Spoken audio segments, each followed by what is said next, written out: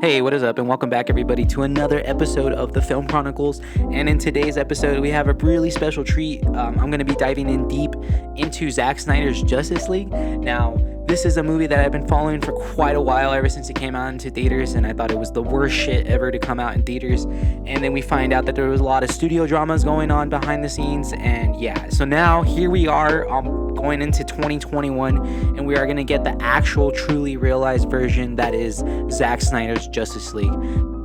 So with that being said, just make sure you guys keep hitting that like button. You guys make sure to keep commenting, and if you're new to the channel and you're just hitting some of these videos, maybe this one, if you guys liked it, throw a subscription at me. Trying to get to 100 subscribers at least by the end of the year, and then raise that number way up. You got to pump those numbers up, pump them, right? Matthew McConaughey reference. Anyway, but yeah, so if you guys are, like I said, new to the channel, anything like that, please do hit that button. It does help out the channel. And for everyone that's already subscribed and continually viewing these videos, I can't thank you guys enough for the support and the views and the comments and everything else in between. So with that being said, let's just dive deep into this.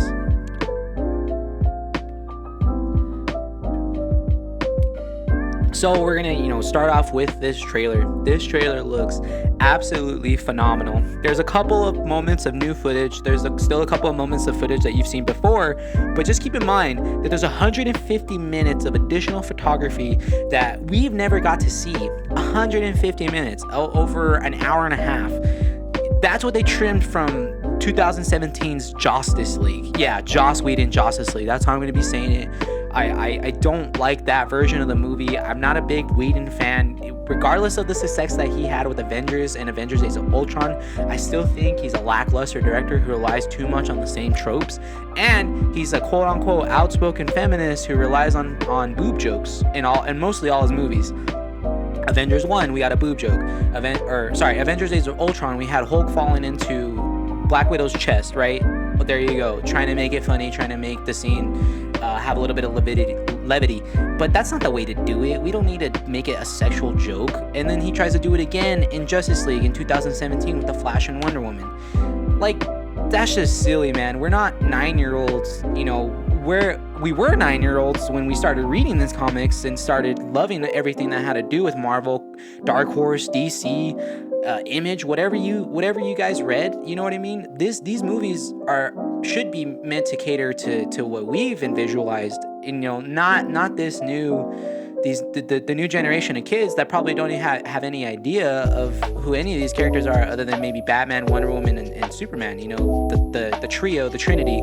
Much like Spider-Man, Iron Man, and Captain America are probably the most well-known Avengers, and I guess you could throw Hulk in there, but this is not what this is. This is supposed to be something that we deserved in 2017, because as I said, this trailer was just released a day ago. It was actually released like last week, but they had some copyrights issue with the Hallelujah song, and it's just kind of silly, but they had to re-release the trailer, but they decided, hey, let's put in some additional scenes and stuff like that, so we do get some good juicy scenes that I'll show in screenshots later, because after this one I'm going to show the 2017 Comic-Con trailer, the only trailer that Zack Snyder himself even worked on, which is something that I want you guys to remember, because every other trailer that you guys see after this 2017 Comic-Con sneak peek was not worked on by him at all. It was at the moment where, sadly, his daughter Autumn Snyder took her life while he was working on this movie.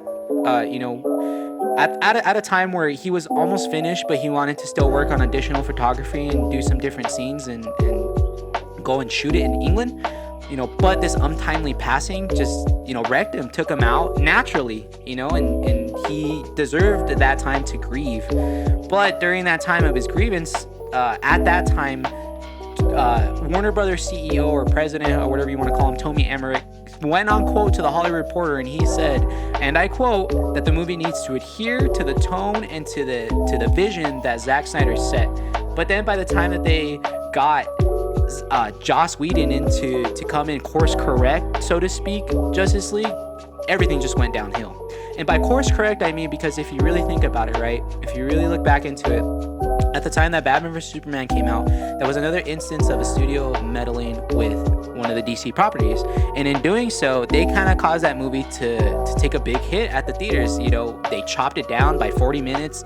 They took out cohesive plot lines that tied everything together, and it just made the movie flow a lot better with how it was already made and edited. So for that fact alone, just because they themselves thought that a test audience or audiences in general wouldn't want to sit through a 3-hour movie, that's a lie. We've had the Lord of the Rings trilogy. Each one of those movies in the Lord of the Rings trilogy, plus even the Hobbit trilogy, exceed the 2-hour mark and push the 3-hour mark. And then we had Avengers Infinity War and Endgame, which pushed the 3-hour mark.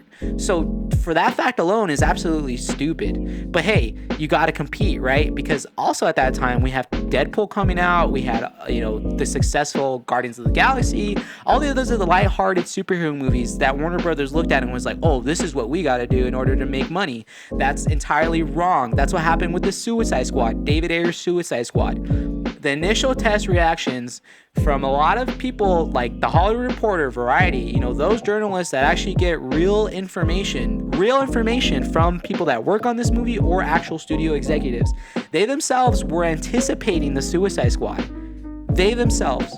Right? But then by the time that Suicide Squad even came out, it went through developmental hell.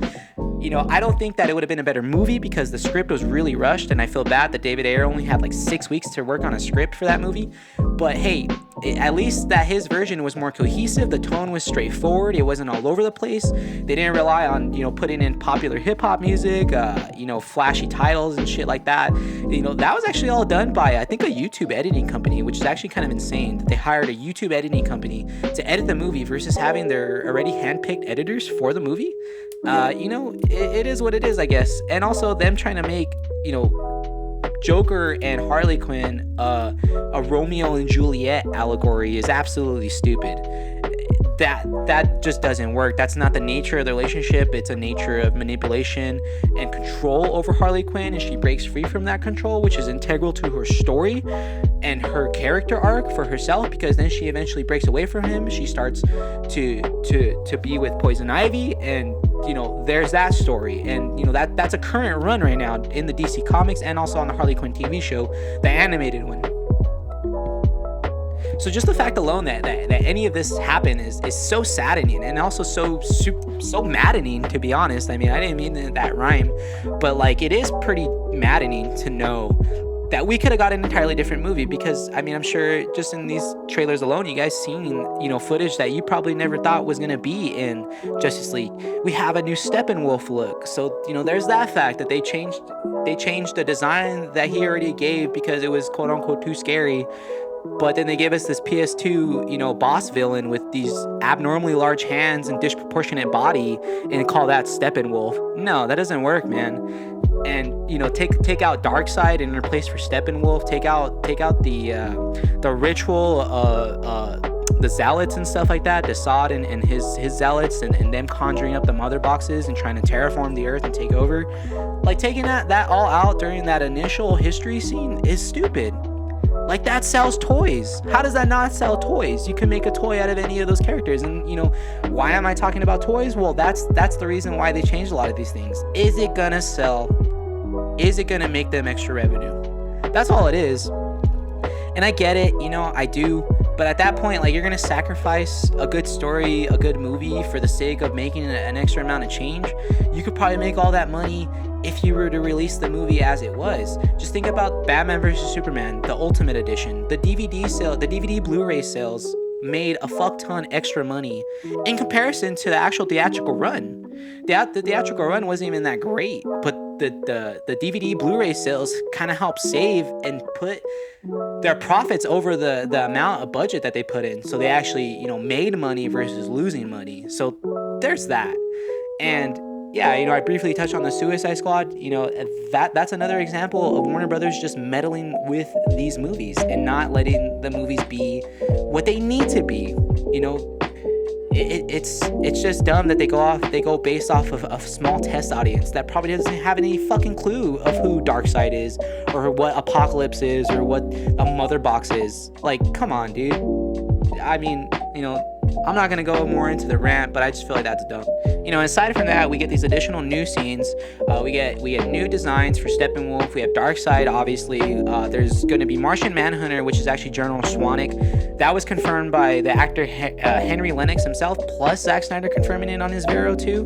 Cyborg's going to get back to his actual design. He has a battle mode, which they showed off when they showed some costume tests and stuff like that. He has a faceplate. He gets an extra set of 2 arms.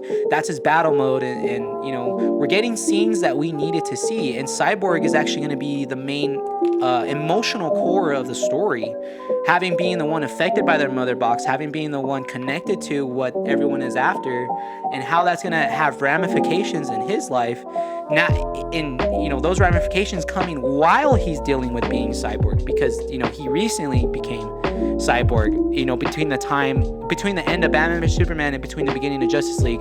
And the trailer does confirm some things, like the Flash's Speed Force coming into play and him accessing that for the first time. That's going to be a very exciting thing to see unfold. Like I said earlier, I do know what happens during some of these key moments, and in this particular moment where he's entering the Speed Force and he's running through it, and it looks all mystical and everything like that. Like, I know exactly what's going to happen there, so I'm excited to see that come through. We also have Martian Manhunter being confirmed by both Zack Snyder and the actor himself, Henry Lennox. Lennox actually played General Swanwick, who was introduced in Man of Steel and then appeared in Batman vs Superman. So he's basically been Martian Manhunter this whole time. We also have some confirmations of Green Lanterns appearing in some capacity. And then, of course, the biggest, well-known one is that Darkseid was actually the main attacker in the beginning of the Justice League history lesson scene. So there's that.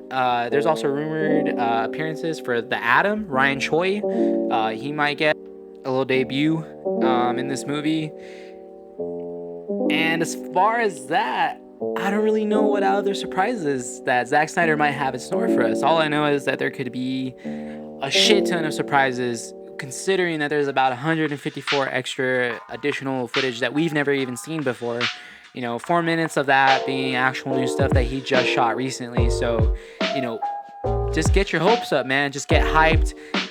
Let your imagination go off. Deathstroke's coming back too. Jared Leto's Joker is gonna be coming back into this movie. They do play crucial roles in that 5-part story arc I was talking about. Again, it's Man of Steel, Batman vs Superman, Justice League Part 1, Man of Steel 2, Justice League Part 2. That was the initial 5-story arc that Snyder and his team wanted to do, and what they brought as far as the cinematic game plan for Warner Brothers, and they just threw it out the window basically. I'm just really excited that we're even getting this, that hashtag, release the Snyder Cut even worked, that, not only did it work in getting this movie to come around, it actually raised over $500,000 for suicide and mental health awareness, and I think that's really amazing. I think that's a testament to the fan and to the fans' love for Zack Snyder and for the person that he is, which, he's actually probably a more better person than all the other skeevy fucks that are in the movie industry right now. Harvey Weinstein, right? You're already in jail, buddy. Like, come on, dude. You can't get a more wholesome person than Zack Snyder. So the fact that he has any sort of hate, I just don't understand. If you guys are going to bring this hate to this video, you guys can get out of here. I'll delete your comments, I'll block you, whatever it needs to take. But yeah, I don't need that here, because he's giving us this great gift. He's been working tirelessly on this since the release of 2017's Justice League. So he's been working on this for the past 3-4 years too. So with all that in mind, like I said, I'm super, super excited. I hope that you guys are also super, super excited, knowing all this information, having all these details. And, I hope that you guys go and actually look up this information yourself so you can see what's been going on, kind of get an idea, and maybe even get a perspective on what we're going to be seeing on this 4-hour finale, because I'm assuming that 15 and 16 are going to be episodes that go hand in hand together. So that's kind of how I'm going to do it. So just be on the lookout for that. And I can't thank you guys enough again for clicking on this video, watching it, supporting the channel, by hitting that like button, by commenting. And if you guys are new to the channel, make sure you guys hit that subscription button. I'm trying to reach 100 subscribers by the end of this year, and the next year just keep that number going up and up and up and up and up. Gotta pump those numbers up, rookie. Again, thank you guys again. This has been awesome, and I can't wait to see you guys back here on the channel for the next video. So have a great Thursday, and keep kicking ass out there, everyone. It's your boy, the Film Chronicles. Free, in case you guys haven't even seen any Justice League at all, whether it's the Justice League or any of this new stuff that's been shown or floating around. So I'm not going to get into any of that spoilers. But what I will say is that my next video is going to be on The Mandalorian, Season 2, of course. I'm going to be doing a little episode breakdown. So the way I'm going to be doing it is I'm going to be doing kind of 3 parts. So the first part is going to be Season 2, episodes 9 through 11, and then 12 through 14, and then after that I'll be doing a 2-part series finale, because I'm assuming that 15 and 16 are going to be episodes that go hand in hand together. So that's kind of how I'm going to do it. So just be on the lookout for that. And I can't thank you guys enough again for clicking on this video, watching it, supporting the channel, by hitting that like button, by commenting. And if you guys are new to the channel, make sure you guys hit that subscription button. I'm trying to reach 100 subscribers by the end of this year, and the next year just keep that number going up and up and up and up and up. Gotta pump those numbers up, rookie. So that's it. I hope you guys had a great time watching this video. And yeah, guys, go kick some ass out there and whatever you guys are doing today. I will see you guys very soon. And remember, as always, it's your boy, the Film Chronicles.